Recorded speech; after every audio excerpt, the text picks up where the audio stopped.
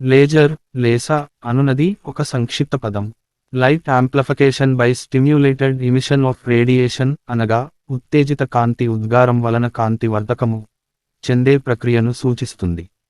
Laser ప్రత్యేక లక్షణాలున్న ఒక కాంతి జనకం.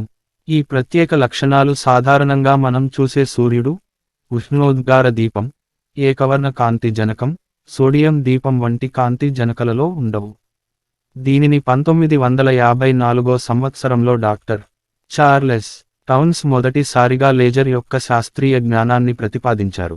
1960 సంవత్సరంలో అనేక శాస్త్రజ్ఞుల ప్రయాసలతో స్పందన లేజర్ రూపొందింది. మొదటి లేసరుని 1960 సంవత్సరం మే 16వ తారీఖున థియోడోర్ మేమన్ అనే వ్యక్తి హ్యూస్ పరిశోధనాశాలలో ప్రదర్శించాడు. లేజర్, ఆంగ్లం లేసా అనేది ఏమిటో తేలిక అయిన తెలుగు మాటలలో చెప్పటం కష్టం. లేసర్ కోహిరెంట్ కాంతిపుంజాన్ని ఉత్పత్తి చేసే పరికరం అని చెప్పొచ్చు. సంబద్ధ కాంతిపుంజం అంటే ఏమిటి? పొంతన ఉన్న కాంతిపుంజం. ఎవరితో, దేనితో పొంతన ఉన్న కాంతిపుంజం? తనతోనే. అంటే కాంతిపుంజంలో ఉన్న కాంతి కెరటాలన్నీ ఒకదానితో మరొకటి పొంతన చెంది ఉంటాయి లేదా కోహిరెంట్గా ఉంటాయి. అంటే కాంతిపుంజంలో ఉన్న కాంతి కెరటాలన్నీ ఒకే తరంగదైర్ఘ్యం వేవ్లెంగ్త్ కలిగి ఉంటాయి. అంటే కాంతిపుంజంలో ఉన్న కాంతి కెరటాలన్నీ ఒకే ఆవృత్తి ఫ్రీక్వెన్సీ కలిగి ఉంటాయి. అంటే కాంతిపుంజంలో ఉన్న కాంతి కెరటాలన్నీ ఒకే రంగుతో ఉంటాయి. ఇంకా నిర్దిష్టంగా చెప్పాలంటే లేసర్ కాంతిలో ఉన్న ఫోటానులన్నీ ఒకే దిశ డైరెక్షన్ లో, ఒకే దశ ఫేస్ లో, ఒకే తరంగదైర్ఘ్యంతో, ఒకే తలీకరణతో పోలరైజేషన్ కంపిస్తూ ఉంటాయి. సాధారణ కాంతి జనకానికి లేజర్కు మధ్య 4 ప్రధాన తేడాలున్నాయి. 1. సంబద్ధత 2. దిశనీయత 3. ఏకవర్ణీయత 4. తీవ్రత. సంబద్ధత కోహిరెన్స్ పరమాణువులలో ఉత్తేజ స్థాయి నుండి భూస్థాయికి సంక్రమణ చెందే క్రమంలో ఎలక్ట్రాన్లు దృగ్గోచర కాంతిని ఉద్గారిస్తాయని మనకు తెలుసు. సాధారణ కాంతి జనకంలో క్రమరహితంగానూ ఉంటాయి. ఏదైనా తెరపై ఒక బిందువును చేరేన్ కాంతి ఖచ్చితమైన ప్రావస్థ సంబంధం లేకుండా ఉంటాయి. కాని లేజర్ జనకంలో ఈ దృగ్విషయం అత్యంత క్రమబద్ధంగా నిర్దిష్ట ప్రావస్థతో కాలగమనంతో పాటు మారకుండా కాంతి ఉద్గారమవుతుంది. దీనినే కాల సంబద్ధత అంటారు. సాధారణ కాంతిలో అసంబద్ధత వలన దృక్వృధ ఏర్పడుతుంది. లేజర్ దృక్ సంగీతం అవుతుంది. దిశనీయత డైరెక్షనాలిటీ. సాంప్రదాయ కాంతి జనకాలైన సాధారణ దీపాలు, టార్చ్ లైట్లు నుండి వెలువడే కాంతి అన్ని పైపులా వ్యాపిస్తాయి. దీనిని అపసరణం అంటారు. కానీ లేజర్ నుండి కాంతి కిరణాలు ఒకే దిశలో మాత్రమే ప్రయాణిస్తాయి. దీనినే లేజర్ కిరణాల దిశనీయత అంటారు. ఉదాహరణకు సెర్చ్ లైట్ నుండి ఉద్గారమైన కాంతి 1 మీ దూరం ప్రయాణించి 1 మీ వ్యాసమున్న కిరణంగా విస్తరిస్తుంది. లేజర్ 1 మీ దూరం ప్రయాణించి 1 మీ వ్యాసమున్న కిరణంగా మాత్రమే విస్తరిస్తుంది. ఏకవర్ణీయత మొనోక్రోమాసిటీ.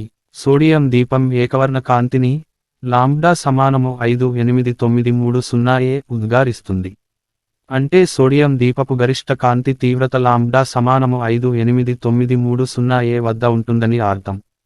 గరిష్ట కాంతి తీవ్రత λ=58930కు రెండు వైపులా 5000 వరకు కూడా శూన్యం కాదు. ఈ విధంగా గరిష్ట కాంతి తీవ్రతకి రెండు వైపులా విస్తరించియున్న తరంగ దైర్ఘ్యాల గరిష్ట తీవ్రని పట్టిక వెడల్పు లేదా అవధి అంటారు. సాధారణ సాంప్రదాయక ఏకవర్ణ కాంతుల పట్టిక వెడల్పు లు 10,000 క్రమంలో ఉంటాయి. సాధారణ లేజర్ పట్టిక వెడల్పు లు 100 క్రమంలో ఉంటుంది. మంచి నాణ్యమైన లేసరు పట్టిక వెడల్పు =10 తీసివేత చిహ్నం 80 ఉంటుంది. ఇలా చాలా స్వల్ప పట్టిక వెడల్పున్న లేసరు కాంతిని అధిక ఏకవర్ణీయత గలదిగా భావిస్తారు. తీవ్రత ఇంటెన్సిటీ. ప్రమాణ కాలంలో వైశాల్యానికి అభిలంబంగా ప్రవహించే తరంగ శక్తిని తీవ్రత అంటారు.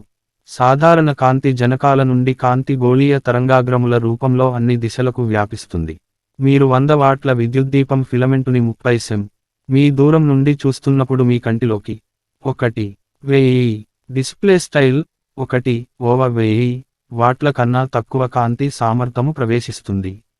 లేసరు కాంతి చాలా చిన్న ప్రాంతంలోనూ తక్కువ తరంగ దైర్ఘ్యంతోనూ శక్తిని ఉద్గారిస్తాయి. అందుకే అవి శక్తివంతమైనవి లేదా అధిక తీవ్రత కలవి. లేసరును కంటితో చూడడం ప్రమాదకరం. 1 వాట్ లేజర్ 100 వాట్ల సాధారణ దీపం కన్నా తీవ్రమైనది. So don't see with your naked eye. Laser పని చేసే నియమాలు. లేజర్ ఈ క్రింది విద్యుదయస్కాంత పద్ధతుల ద్వారా పనిచేస్తుంది. శోషణం, అబ్సర్ప్షన్, స్వచ్ఛంద ఉద్గారం, స్పాంటేనియస్ ఇమిషన్, పంపింగ్, జనాభా విలోమం, పంపంగ్ అండ్ పాప్యులేషన్ ఇన్వర్స్. ఉత్తేజ ఉద్గారం, స్టిమ్యులేటెడ్ ఇమిషన్. శోషణం, ఎలక్ట్రాను 2 శక్తి స్థాయిలను, భూస్థాయి ఏ, ఉత్తేజిత స్థాయి X ఊహించండి. న్యూ పౌనఃపున్యమున్న కాంతి ఫోటాన్ పరమాణువుపై పతనమైనప్పుడు X ఏ సమానము hvకి సమానమైన విద్యుదయస్కాంత శక్తిని ఎలక్ట్రాన్ శోషించి భూస్థాయి నుండి ఉత్తేజిత స్థాయికి వెళుతుంది. వాయుఘన పదార్థాలలోని అధిక శాతం పరమాణువులు బాహ్య జనకాల నుండి విద్యుదయస్కాంత శక్తిని శోషించి శోషణ ప్రక్రియలో పాల్గొంటాయి. వైద్య రంగాలలో 1 కంటి ఆపరేషన్ల ద్వారా రెటీనా అతికించడానికి. పరిశ్రమల రంగంలో మొదటి లేసరుని 1960వ సంవత్సరం మే 16వ తారీఖున థియోడోర్ మేమన్ అనే వ్యక్తి హ్యూస్ పరిశోధనాశాలలో ప్రదర్శించాడు. ప్రస్తుతము లేసర్లు కోట్ల రూపాయల పరిశ్రమగా అవతరించాయి. లేసర్లు అతి విస్తృతంగా సిడి, డివిడి చదవడంలోనూ రాయడంలోనూ ఉపయోగపడుతున్నాయి. ఇవి ఇంకా బార్ కోడ్ రీడింగ్ యంత్రాలుగాను, లేసరు ప్రింటర్లలోనూ పాయింటర్లలోనూ ఉపయోగపడుతున్నాయి. లోహాలను కత్తిరించడానికి కూడా లేసర్లను ఉపయోగిస్తారు. శాస్త్ర విజ్ఞానములో లేసర్లు కీలక పాత్ర పోషిస్తున్నాయి. ముఖ్యముగా స్పెక్ట్రోస్కోపీ అధ్యయనములో లేసర్లకు ఉన్న నిర్దిష్ట తరంగ దైర్ఘ్యం, అతి తక్కువ విరామకాలము వంటి లక్షణాలు విరివిగా ఉపయోగించబడుతున్నాయి. ఇంకా వైద్యము, సైనిక అవసరాలు, ఇంజనీరింగ్, అంతరిక్ష విజ్ఞానము, విమానయానము తదితర అనేక రంగాలలో లేసర్ల ఉపయోగము ఉంది.